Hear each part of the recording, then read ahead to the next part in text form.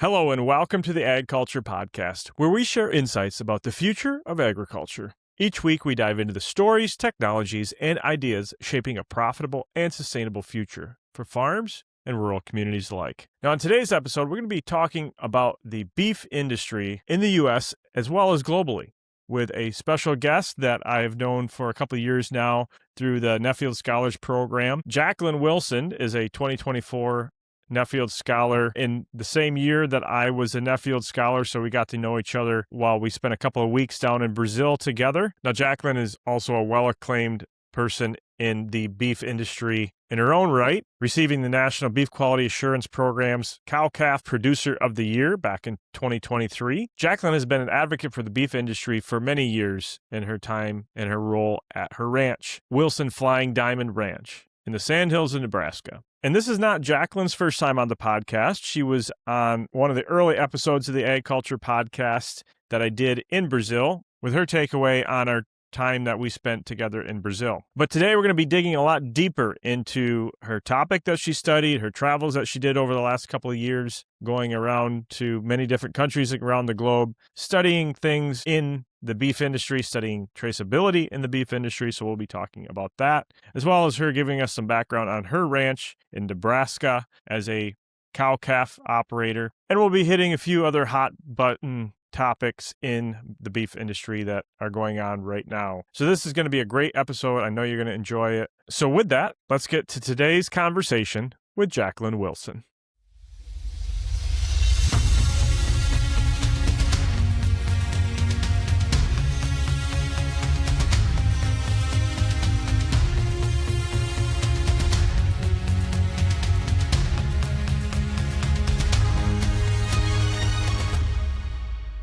Well, on today's episode of the AgCulture Podcast, I have the pleasure of interviewing Jaclyn Wilson, who is a beef producer from the great state of Nebraska. And we have a lot to cover on today's episode. Jaclyn is very immersed in the beef industry and has just gotten off the road from all of her travels as another U.S. Nuffield Scholar. So it's good to have another Nuffield Scholar on the show. But before we get into all of the great topics we're going to start talking about, Jaclyn, would you tell us a little bit about your ranch and what you do with that, how your systems work, and a little background on your business? Sure, absolutely. Paul, it's great to visit with you again. So we have the privilege of both being 2024 Nuffield Scholars, so it's always great to reconnect in that venture. The Wilson Flying Diamond Ranch was started in 1888. I'm the fifth generation that's back living and working on the operation. So we're a commercial cow-calf operation on the western side of the Nebraska Sandhills.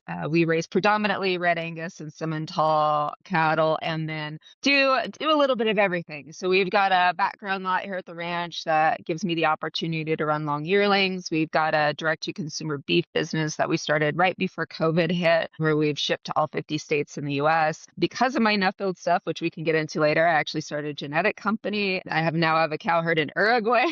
I'm working on getting some of those genetics into the U.S. And then along with that, kind of volunteer incessantly for a number of different organizations and associations. So the ranch is set up pretty simple. My dad and I are full-time partners in both the beef business and also the ranch itself. So I take care of all the cow side of things. He's getting to the age. He actually has a big birthday coming up this about 10 more days. He's a big 75. So that's really exciting to see. And he loves to kind of do his thing. He's actually feeding at the feedlot this morning. He's heading to town or something this afternoon. So we've got a great relationship, great partnership. Couple employees, we started to utilize the H2A program this last year, and I've got a great team here from South Africa, which has just been phenomenal to have them here and to work with. So yeah, we're just kind of moving and shaking right now. Well, that's great. And as you mentioned right before we started hitting record here, mentioned that today was your first official day of calving, but you're already pretty well into it sounded like. Yeah, I had 35 new ones yesterday. So needless to say, I've got a little tagging to catch up on today because it was kind of a zoo pairing out and everything. And we pasture calf the majority of everything we have. And so I just get around once a day to weigh, tag, and band if needed. I raise all our own bulls too. I don't buy any outside bulls, but I do AI quite a bit. Most of these are AI sired. So it's always neat to see, how your attempt at genetic improvement is coming along every year. This year, they're looking good. Calves are looking great so far, but we're in a severe drought. It's probably the driest that I heard the other day. It's been in 147 years. And the only reason that it's been that is they weren't keeping information before that. But Nebraska's had a really tough couple months with wildfires. And most of them happened when I was overseas. So that was always kind of a little nerve wracking. But I was probably, I think last I heard, it's getting pretty close to 1 million acres burnt. So, of course, that's really a sensitive ecosystem where it's already drought scenario, and then you get this lovely Nebraska wind. So it's been tough for a lot of ranchers this year, but we'll just trying to push through it here and help our neighbors out as best as we can, and we'll just keep moving forward. Yeah, and that's definitely that drought and climate effects I want to get into a little bit here. But first, let's talk about, obviously, the big headlines in the beef industry right now in the U.S. are the beef industry's herd is at historic lows, 75-year historic lows is what the USDA said. And it doesn't look like we've really, well, we might have bottomed out. We're not quite sure yet. And then we have this whole beef on dairy thing. Beef demand's going up. You as a Nebraska beef producer, what's going through your head right now? What risks do you see outside of the climate stuff? What opportunities do you see? And what are you doing in your business right now in these highs to maintain the future? Yeah, there's a lot there, and that's a topic we could talk about all day. So it's a really interesting time in the beef industry. You know, we're seeing unprecedented income coming from cattle that we've never seen before. But at the same time, there's a part of us that wants to say it's about time. You know, I mean, it really is. And so unfortunately, the problem is we're still seeing these record high input costs too, which isn't helping the situation as much as people would like to think. So yeah, beef demand's on the increase. You know, I mean, we're not having the activism conversation, the go vegan, go vegetarian, you know, and when we look at plant-based proteins, we're seeing a lot of bankruptcies, which makes me excited as a cattle producer, but there's still some major concerns out there. And I think they focus on me specifically is the number one concern that I have as a producer right now is the market volatility. I mean, we're constantly roller coastering in our marketplace. And, you know, it seems like every Friday there'd be a newsworthy event comes out, whether Trump wants to support Argentinian beef or you know, we decided we're going to open the Mexican border, and it's just like the market is just roller coastering all over the place. And that's kind of something that I'm trying to be pretty cautious about it, especially when I start thinking about our different marketing venues that we use. And that's the nice part about our operation is we're set up to market in a multitude of different directions in different ways. You know, I can retain ownership, I can run young yearlings, I can feed in a feedlot, I can sell privately, I can sell video, I can sell barn, I can do so many different venues. And I think that's kind of where my saving grace is at, is I know I have those opportunities to just analyze the situation and make profit where I see best. The second thing that really concerns me right now is animal disease and issues affecting our animals. Of course, the one that, you know, will not hopefully affect us as much as it will our southern neighbors is the screwworm. I've seen screwworm, especially in South America. I've seen it affects firsthand. I think there's a lot of great ranch managers out there that it will not affect as much as other ranch managers that might be running in, you know, vast mountain country down in the Everglades of Florida, you know, on a lot of high brush area where they might not see their cattle on a regular occurrence. To me, it's more of a concern. I'm very pleased with the response that USDA is kind of handling this right now, even though this has been on our radar for a number of years. I mean, I know NCBA, they were kind of sounding the alarm about this about a decade ago. And so it's a concern. But what actually concerns me more right now in Nebraska is we have a tick. This Asian longhorn tick is starting to march its way across the U.S. It started we saw it first in Virginia back in the early 2000s, and then all of a sudden it's making this massive spread. I think now it's in about 80 counties, I believe in Missouri. We have seen an instance of it in Nebraska from some bought cattle. So that concerns me more. And the reason being is because there's no treatment for it if an animal contacts it, but also the fact that it decreases production, then the animals are also a lifelong carrier. And so then you have those questions about what do you do? We already have these beef numbers that are low, I mean, the lowest they've been since the 1970s and prior. And then what do you do if you know you have an animal that's a carrier for this disease? So that also is a big concern. But I think then there's also all those unknowns out there. Regulatory, We've got an election coming up in November. I was in DC last week for NCBA's legislative conference. Of course, we're talking to staffers.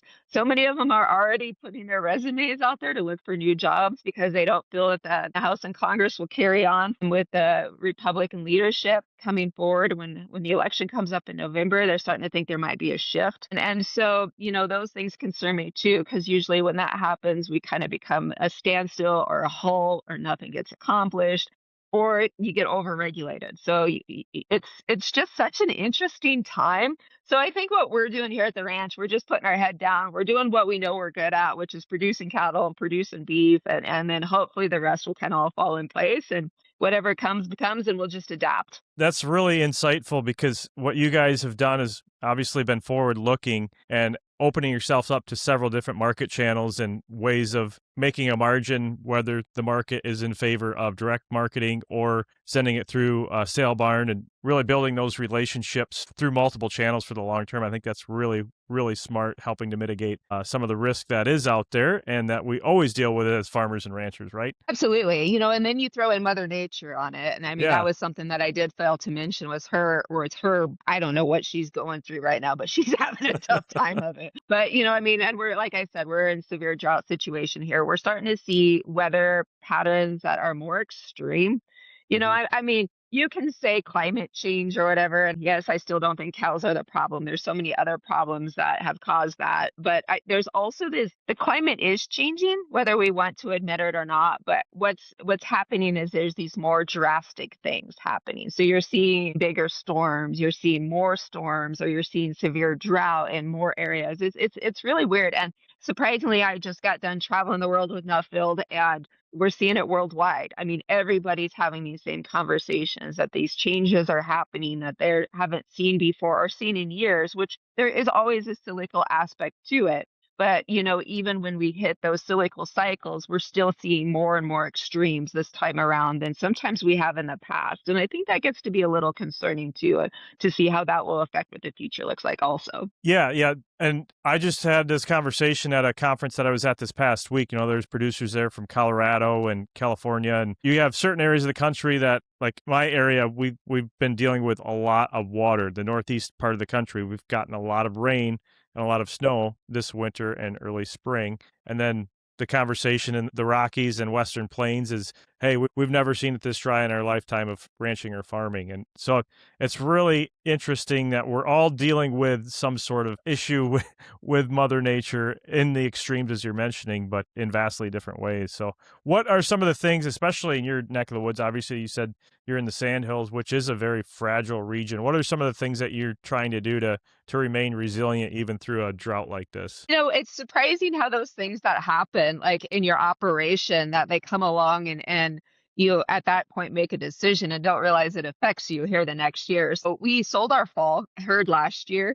First off, we all hated fall calving. Fall calving for us in the Sandhills is not really a conducive thing, but it was kind of leftovers back from when I had a recip business. And so we got rid of the falls. So fortunately, it lined us up perfectly for this drought because we're lower stocked anyway. We're still able to keep more replacements, which we did this year more than we usually do. So I think that's kind of how we're lining ourselves up. But we're also focusing on other things. Like right now, we're working more on infrastructure. This last year in the ranch, we're working on building upkeep. We're working on some remodel projects. We're looking at those opportunities to continue to add niche markets for the ranch, whether that be doing things like we've got campers out here right now that are participating in a program. It's kind of like an Airbnb for campers.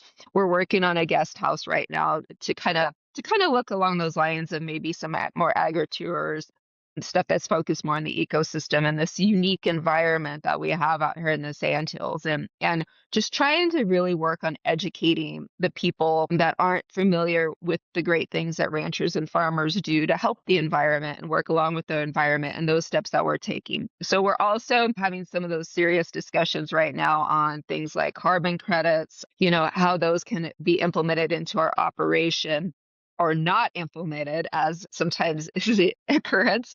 But looking at some of those other opportunities where we could be utilizing all the management that we've done over the years. And then at the same time, it's just constantly keeping on top of things here.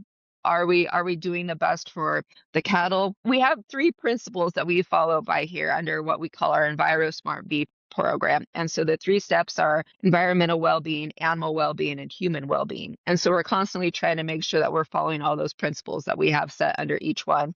Just that way, it's not only what we're doing for the rancher on a day-to-day basis, but will this things that we're doing today benefit the ranch 10, 15, 20 years down the road? And are we leaving it better for the next generation, which I really hope we are. Yep. So one other aspect that I wanted to talk about in the economic climate of things, we are hearing about some big shakeups in the meatpacking business in the U.S. with some plant closures, cattle yards not being able to get their fill of cattle. So they're operating not at 100% capacity, which is a really tough economics to look at for them. What do you see as a producer? What are you thinking about as a producer long-term down that channel? I know you operate in multiple ones, but obviously you still send cattle through to packing houses. So what are you thinking of long-term in that respect? Yeah, so what's really interesting, and I mean, I get into this conversation, truthfully, most of the times it ends up being an argument because there's a difference between raising cattle and selling beef, and fortunately, Yeah. we've learned that here with our direct-to-consumer beef business. And I don't want to be in the packing business because I see the struggles that they have to go through on a day-to-day basis. Now, over the years, I've had the opportunity to be in packing plants on 6 continents. I don't think I'll ever make a 7th because I don't see them starting a packing plant in Antarctica anytime soon. But one of the things that the U.S. beef industry does that's better than any other country in the world is we're efficient in our packing system. So there's no other countries out there that can harvest, 2,000 to 5,000 animals in a day alone. And that's what makes the packing industry in the U.S. so unique. Now, we don't have the traceability that almost every other country has out there. We're not doing an individual animal by animal basis that we're tracking completely all the way through the facility, which is a whole other argument for another day too. But what we can do is we can be really efficient. Now, we also know that our packing industry in the U.S. is controlled by 4 main packers. And it seems what concerns me the most, and this is one of those things that I just can't seem to wrap my head around, is there's so many producers. I should say so many. I should say there's this vocal minority out there that constantly want to shut these packing plants down. And I'm like, you realize we have to have them. I mean, this is the unique part of the cattle industry in the U.S. is we have different definite sectors. We have cow-calf, we have stockers, we have feeders, we have packers, we have retailers. We're all in the same business. Now, is there things that could happen? So maybe we're all making money or we're all losing money at the same time. Yes, I think there can be things that can happen there. So what's the future of the packing industry like? I would not be surprised if we see another plant closure or 2. I will not be surprised because the shackle space is empty. We're starting to decrease the number of cattle going through the plant. We're starting to decrease the number of shifts. In Nebraska, Tyson closed a plant down here in Lexington because there's not cattle. I mean, we can't get cattle. You take out that about the 1.2 to 1.6 cattle that come across that Mexican border that's been shut down for a year. I mean, whether it's a pro or con, the fact of the matter is it's still live cattle that enter the packing industry in the U.S. Those cattle, I don't think we'll see those numbers ever come back. And the reason being is because Mexico is building up their own infrastructure now to handle those live animals. They would rather ship beef over into the U.S. than cattle. And especially, you've got the cartel involved on that stuff. Whether people want to admit it or not, you do see cartel involvement in the beef industry in Mexico. So I don't think they're going to be willing to give up that many head in the future to the U.S. So there's all of those questions that play into that. So what I would say is every day I open this email and I see our packing plants are getting sued for this and this and this. I opened this email today and it was like JBS in Brazil is getting sued because some of the ranches that they bought cattle from in the past evidently didn't have proper working conditions for their employees. And I'm like, that's me suing somebody that I bought a bull from because their worker was unhappy. Stuff like that just doesn't make sense to me. I mean, there's legitimate things that people have complaints about the packing industry, which are very valid. But then when you're constantly, and lawsuit after lawsuit after lawsuit for some of this idiocracy, but because they are these big monopolies, it boggles my mind. So I think what we need to do is we need to start recognizing the packing industry is a very important part of our beef cycle, just like the cow-calf guy. And I have this conversation with the packers too. The cow-calf guy is a very important part of our beef sector, and we both need to be profitable, and we both need to be making money. No, that's really good insight. I think a lot of people do forget, especially somebody like you go around and you see a lot of people, you talk to a lot of people, you see a lot of things in the industry. And I think as a community of farmers and ranchers, sometimes we aren't getting off the farm. We get so much tunnel vision of we're the most important cog in this wheel. Honestly, we're just one part of it, right? We all need to be working together to make it successful. And in the beef business, packers are part of that. So I think that's a great insight and a thought process that you just laid out there. Well, it was really interesting when I was overseas this last trip. Somebody had posted on X, and I thought this couldn't have said it better. They said, the people with the most worldwide views are those that maybe have never been past their county line. And I go, there's a lot of truth to that. There's a lot of people that have a lot to say that may have never stepped foot on the ranch, but they're getting there. They might get their information from an email that shows up every day, but it's a lot different when you're out there and you're interacting with producers from around the world. And you're seeing that there are things we are interconnected in, and that we're actually everything's a lot smaller than you really can think it is. And especially in our industry, no matter where I'm at in our world, it's almost literally 1 degree of separation, because you can always know somebody who knows somebody. You're struggling with the same problems and issues. You really are. I mean, your top 5 issues are about the same worldwide. Yeah. Since we're on this topic of getting off the farm, global look at things, you just got back from your Nuffield Global Focus program, which was you along with, I'm guessing, 8 to 10 other scholars from around the world. There's 11 of us. 11 of us. Of us. Okay. So you just got back from that. Tell us a little bit about that, what that experience was like for you. And then let's go into your scholarship specifically. What are you working on with what you're doing? Sure. So there was 11 of us on my Global Focus program from 8 countries. So it was a little bit interesting because I've kind of missed the last 2 Global Focus programs I was supposed to be involved in. And so this was kind of like my last one that I had to get done. The timing, there's never a good time to be gone for, in my case, 44 days. It was 44 days I was gone from the ranch, but it took 2 years of planning and working and organizing to make this happen. And thank God we had the crew that we did here at the house. And so I was very, very grateful and blessed. And the planning process, we were doing projects earlier this year than that we usually do, March and April when I was gone. And so the organization was there. I think that's the first point I want to make is people always say I'm too busy or I got too many things to go on to be gone. I get questioned quite a bit. How can you do it? And I'm like, my travel has made us a better operation. And it's not for the fact that I'm gone. I mean, it's the fact that you have to be more organized and you really have to look at everything further down the road. And it's the difference between our crew, our communication, what jobs our crew have to learn to handle. Because I have my area that I usually do if I'm here. If I'm not here, somebody has to pick that area up. And so you find out, I think this is something we struggle in agriculture in general, that we're maybe not, there's other people that can do our job and they might even do it better than we do, but we're not willing to give up that control in our industry. And so me having to give up that control and say, I trust my crew. Connectivity right now is there's no place in the world you can't be connected and still answer questions, be involved in what's going on the operation or fix problems as they arise.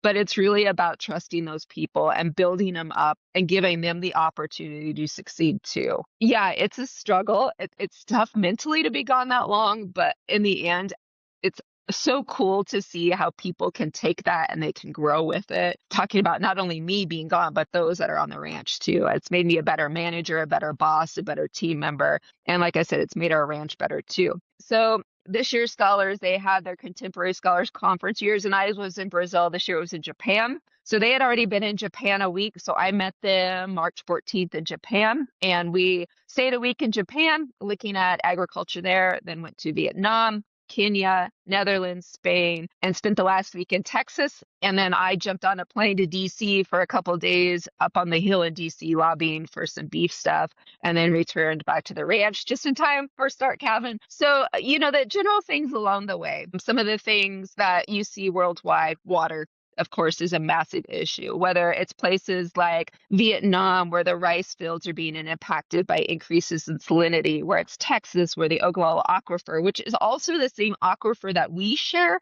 here in Western Nebraska, it's drying up, and they're having massive concerns about water. And what that looks like for the future. They're saying down there maybe by 2040, they won't have water available in West Texas unless they, Mother Nature gets with it and they can restock some of that aquifer levels. Aging population, massive concern worldwide. Everybody's getting older. There's not enough push to make getting involved in agriculture sexy, and so people are wanting to find different jobs away from agriculture. And so that's a continual struggle, is about what does that next generation look like? Regulation, of course, is huge. I mean, we were in the Netherlands where government wants to control everything.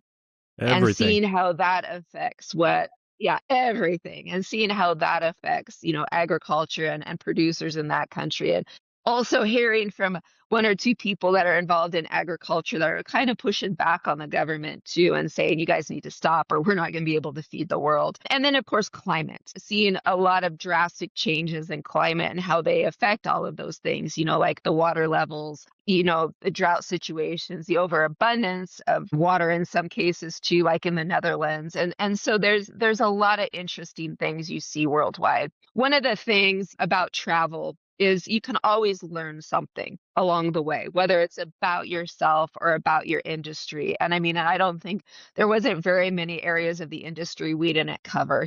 We were in all the livestock sectors. We were in numerous cropping sectors, numerous ag businesses. We were talking with government officials, and it just makes the world not seem so huge. And then you learn so much about yourself. When you're traveling with people from, in our case, 8 different countries, we all were very, very diverse in our backgrounds and how we had involvement in agriculture. And there was a couple, English was not their first language.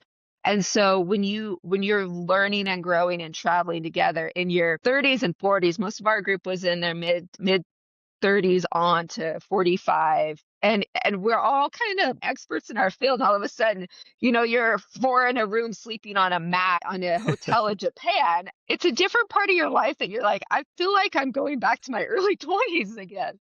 But you learn a lot about yourself. So there's so many great things about traveling and education in general. And so I was listening to a segment this week on 60 Minutes, our past Senator Ben Sass, who's been struggling with pancreatic cancer. And he said it best. He says, learning brings us humility. And it does, because it seems that the more I learn, you might go in thinking you know so much about your industry or other industries, and you just keep learning and learning and learning. You're like, I don't know anything. There's so much out there that you can continually learn and educate and grow.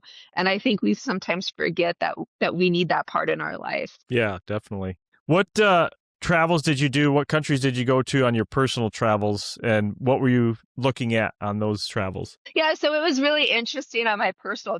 So I had a really different personal story. So when I first started in Nuffield, my topic as I know you've mentioned before on past podcasts, we're required to pick a research topic and then do our independent travel on that research topic and submit a report. So my research topic actually was pretty broad. Our family was honored in 2023 as receiving the Beef Quality Assurance Cow-Calf Producer of the Year in the U.S. And there's about 700,000 cow-calf producers. And so what that focused on was like animal handling, low stress cattle, people management, et cetera, et cetera. And so I wanted to look at other programs worldwide and kind of see where there would be a place to implement similar programs. Some countries that do, Australia has some certification programs. Brazil does a lot of third-party or private company certification. UK has a retractor program.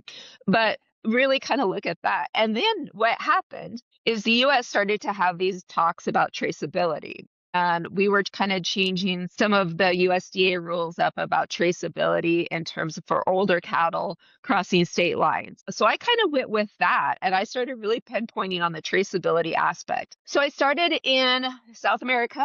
I went down, so the ranch is members of the Global Roundtable for Sustainable Beef. So they were having their annual conference down there in Uruguay. I ended up going down there for the conference and had some travels planned in Argentina, Uruguay, Paraguay. And then what happened is I did those travels. I got back. I had a friend that I met down in Uruguay said, you were really talking about the quality of cattle you found in Uruguay. His best friend was having a production cell. I ended up getting involved in embryos. So I bought some embryos in that cell that were put in receps in Uruguay. And then this last June, I ended up buying a cow down there a year ago last June, which in September I showed at their national show in Uruguay. And she ended up getting the reserve grand champion Angus and the champion of the world for all of South America. So now we're collecting her and getting those embryos up into North America. And so it's most of my time I kind of was going back to most of those countries down there in South America, Paraguay, Uruguay, Argentina, Brazil, because they're all really also unique in their traceability systems and how they handle cattle identification from the time that animal is born all the way to the time it ends up in a box. And so what I found out on my research, and I'm really trying to kind of put it all together in my head, is traceability focuses on we need to learn to split traceability into two factors. There's the marketing aspect of traceability, and then there's the animal disease aspect of traceability. There's benefits to both for some countries. Is there benefits to both for all countries? No, not necessarily. Like Uruguay is a massive export market for beef. 80% of their product is exported.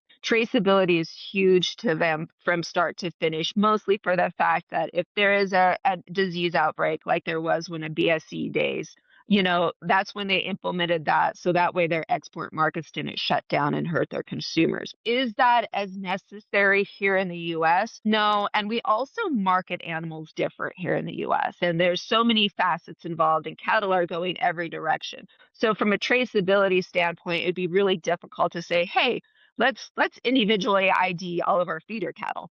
I can't even imagine the donkey show that would bring, but when you start looking at mature animals and you start talking about all the diseases that are becoming more and more prevalent in today's society, I think that there is a definite need for some kind of traceability in order to get those animals taken out of the system as quickly as possible, make sure they don't affect you and your neighbors, and also don't affect our export markets. And so there's a lot of validity behind that. What's become really fascinating to me, though, the last couple of years, you hear this rhetoric that we need to be working on our labeling and our traceability for marketing purposes because the consumers dictate it. In the U.S., the meat demand monitor that Kansas State University has done for a number of years now, and they survey, I think, like 3,000 consumers every month and get what their most important facets in meat demand is. Traceability is actually usually one of their lowest, or it's the second to lowest, and it's consistent time after time. Price, tenderness, packaging, all of those things usually rate above traceability in the US. But when you talk to a rancher, they think that consumers want to know where their beef comes from. And I think consumers do to a point until you start comparing it price by price in a grocery store. And then that gets to be a struggle. So we're very excited with this new development with Product of the US because we also believe that there should be clear labeling out there because of the Product of the US, which is a voluntary program. Our last round of cattle we sent to the processor, we were able to label in Product of Nebraska because they're born, raised, fed, processed in Nebraska. So that gives us that opportunity to do it for our little niche market. But if everybody did that, would it be able to segregate us and set us apart from our competitors? Not really. So there's a lot of different components to it. But I will say this, because I get hammered with the MCOOL, the mandatory country of origin labeling question all the time. Why aren't you supportive of MCOOL? It's hard to support something if you can't prove it. And the fastest way to get MCOOL would be to have a form of traceability. But the same people that are clamoring for MCOOL don't want a mandatory form of traceability. So if you want MCOOL, trace it. That would be the simplest way to do it. So there's always going to be those discussions. But yeah, I've learned a lot about it. Have a lot to process and digest before we go into our report. And then along with South America, I was in East Asia. I was in Vietnam, Indonesia. I was speaking at some events over there. Was able to learn about their systems. I've learned about, of course, the UK systems, the EU systems. Australia, New Zealand have also unique traceability systems, and then also the lack of traceability systems, like in places like India, and that harvest more cattle, even though most of them are water buffalo, but harvests more animals than the U.S. does and doesn't have a traceability system at all. So you learn a lot about the way, and it'll be interesting to see how that report all comes together. Yeah, I'm excited to read it. One of the questions I had for you about traceability, did you look at the effects of how new technologies and new systems, software systems, things like that are playing a role in changing traceability? And what is your view, the crystal ball, 5 years from now, what technology could do to traceability in your mind? Yeah, absolutely. And I think that's what's super exciting about it. So, I think it was about 5-6 years ago, we were working on a project here in the ranch where we were the first entity in the world to tokenize feedlot steers and sell them as NFTs. And we were using multiple forms of traceability there. We were using an implantable sensor. We were using genomics, the RFID tags. We were doing biometrics, the facial recognition on those steers. And so there's so many different avenues right now. I mean, you're seeing more and more biometric programs come out. You're seeing more blockchain programs come out. You hear the talks. At that point, that program was probably about a decade too early, that project was. But, you're starting to see that. But then what's also interesting is you go back and you still have that base group there that they still don't even want to tag their calves. There's such extremes out there, but I think we're going to see more and more come up. There's so many more opportunities out there for producers that want to do the traceability aspect. We do on our ranch. Everything is tracked from the moment it is born, for a lot of times to the box, or at least to the blast fire. And the reason we do it is for economics. I need to know how my cattle are performing. I want to know that percent body weight weaned. I want to make sure that I'm using the right genetics for our ecosystem, but also that I'm seeing that production performance data there. I use it for myself. I won't push it on anybody else because everybody else's systems are so unique. And that's one of the things I've learned about ranching is we have our way of doing things. We have our ecosystem. We have our genetics, but they're going to be different than yours. So it's going to be a totally different system. But from an economic perspective, the traceability aspect for our operation works. Great. Well, Jaclyn, I know you got to get back to calving here. I really appreciate spending a few minutes with us today, talking about your experience with Nuffield, talking about what you learned about traceability, talking about your ranch and what you've got going on and your perspective as a beef producer in the U.S. So thank you so much for sharing today. I really appreciate it. And thanks, Paul. Good luck with everything. And I hope you have a great spring and summer. Likewise, and good luck with calving. Thanks. Thanks once again for listening to this episode of the AgCulture Podcast. I just want to take this opportunity to say thank you to our friends of the show that help support bringing this to you every week. Check them out on our website and in our newsletter. And I also want to just say thank you to those that have left ratings and reviews on whatever platform you're listening to this on. That really helps us get up in the rankings so other people can find our episodes and see what we're talking about in agriculture today. And now with that, we will see you next week for another exciting episode of the AgCulture Podcast. Thanks for listening.